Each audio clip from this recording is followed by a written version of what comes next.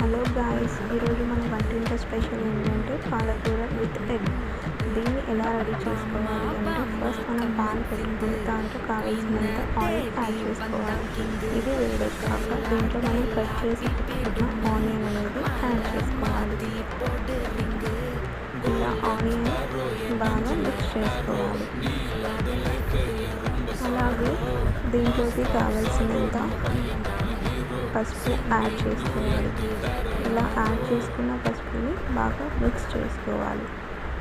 తర్వాత దీంట్లోకి కావలసినంత కారం యాడ్ చేసుకోవాలి. ఇలా కారాన్ని కూడా మనం బాగా మిక్స్ చేసుకోవాలి.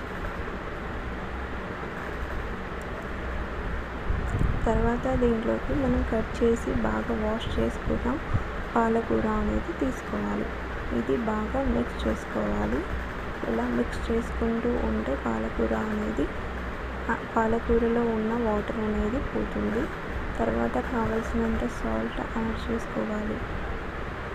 దీన్ని మనం మంచిగా మిక్స్ చేసుకోవాలి.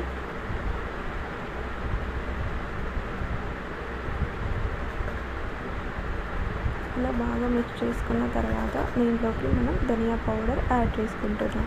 ఇక్కడ మనం అల్లం కూడా యాడ్ చేసుకుంటాం.